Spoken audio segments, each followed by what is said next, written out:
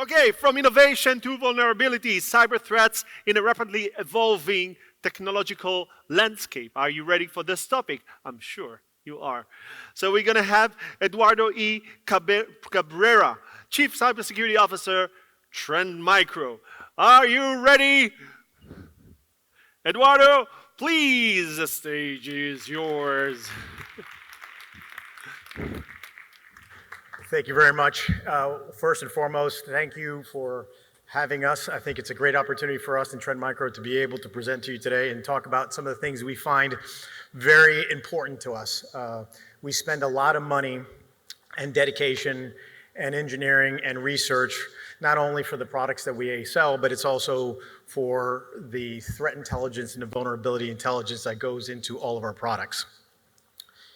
So what we're going to talk about is bug bounties and exploit intelligence and what's been our approach and how we do it, right? And so about a few years back, I'd say more than a few years back, we bought the Zero Day Initiative.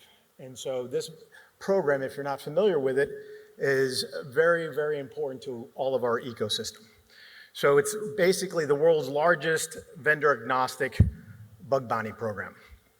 And what we do is purchase zero-day bugs from independent researchers from around the globe. We do that obviously from a perspective of to help protect our customers through our products, but it's also for the broader ecosystem and to help vendors. So what does it look like? So the market vulnerability, since we're a market leader in vulnerability disclosure, we have over 10,000 independent vulnerability researchers that are part of the program. So we also have hundreds of vulnerability researchers within Trend Micro as well. But the Zero Day Initiative really engages those top researchers that really want to focus and be able to find those bugs and be able to get paid for them, right? And so over the last 13 years, actually we're the largest disclosure bug bounty program out there. In 2021, it was over 64% of the bugs disclosed came from the ZDI program. We had the highest disclosure vulnerabilities across all severity levels as well. We've been focusing not only on IT, but OT. And we do it in several different factors and ways. So, but let's get to the definition piece. So most of you, if not all of you, already know the definition of a zero day, but let's just go over it. So it's a software bug that is unknown to the vendor and has 0 days of response to that vulnerability. And then we have a zero-day exploits. Exploits are rare, and it's usually nation-state actors and more advanced cyber criminal groups. And we see this every day, right, in all the things that we do. However, the zero-day vulnerabilities are common, but what we see is that the range of value of each of these vulnerabilities varies a lot. So you have some critical vulnerabilities that are disclosed immediately. And what we've seen, obviously from a threat landscape perspective, that these vulnerabilities are sort of the vulnerabilities to exploit has gone from usually 30 to 45 days down to days, if not hours, if not minutes, where we actually see it becoming exploited in the wild. So how does it work?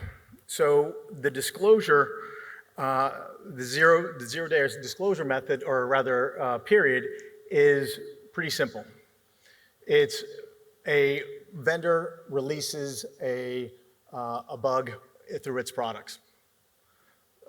Then our researchers then find, I apologize, I'm going to use my glasses.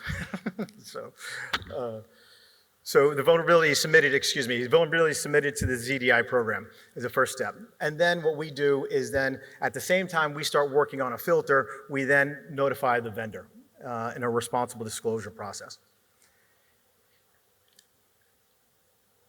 Obviously, the vendor starts working on that patch, but in the meantime, what we start doing is working on our virtual patch. So the average of 79 days for our zero-day filter gives that coverage to our customers through the actual filters and then the virtual patch process.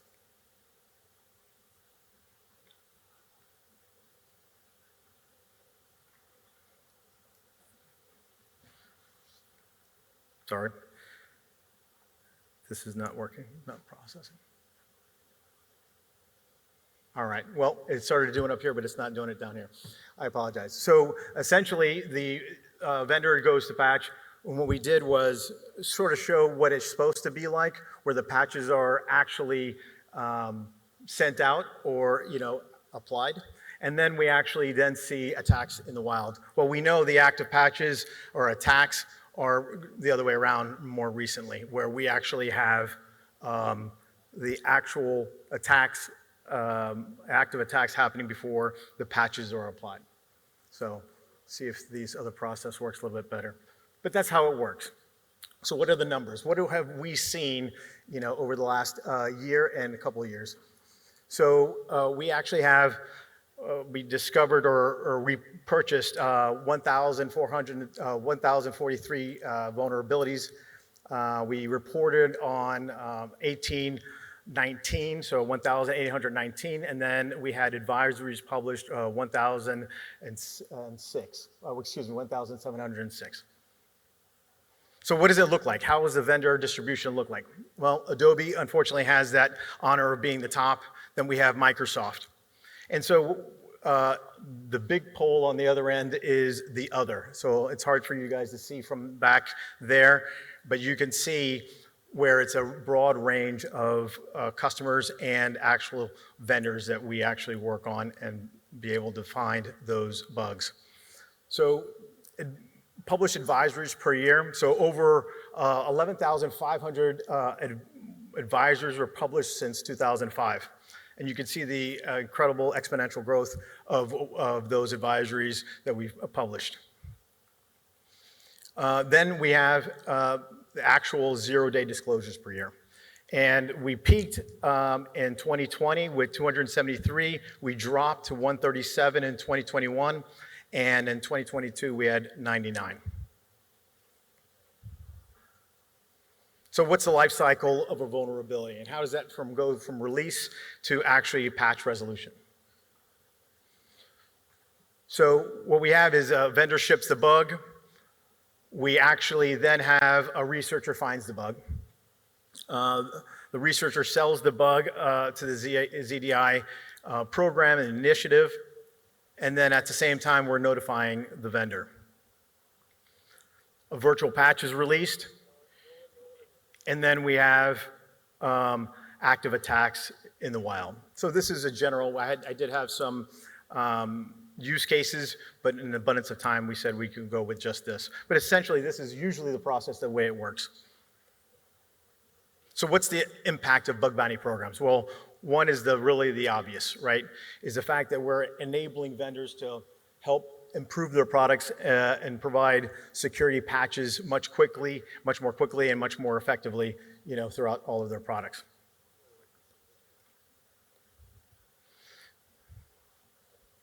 The other piece is we guide and influence in research. So another area of the ZDI initiative that you all possibly are familiar with is our opponent-owned programs and competitions. So throughout the year, we're not guiding the research per se, but we are actually guiding it through these competitions. So the opponent-owned competitions, we have several throughout the year and locations. So we have one in Vancouver, Tokyo, Miami, Austin, and Toronto. And this is where we really actually then start focusing on, well, what are the operating systems and software that we really want to focus in on to find those bugs. And we do so, and we hand out the most of our bug bounty awards are usually delivered through this process, through these competitions. So lastly is predicting trends in attacks and exploits. It's the most obvious way we can do it. Then we take all of the research and data that we are able to find around the entire vulnerabilities and exploit creation, but it's also, we look at the actual ecosystem when it happens, right? So how can we better predict which vulnerabilities will be much more impactful and easily exploitable? Because we do know that the vast majority of the vulnerabilities that are disclosed every year, there's only a subset of those that are actually utilized and are exploited in the wild. And that's it. So we're out on the floor. If we have any questions or discussions, if you want any additional information, you can follow us, the ZDI program on social media, our website, and other areas where we actually produce content and material that you guys can use. Thank you.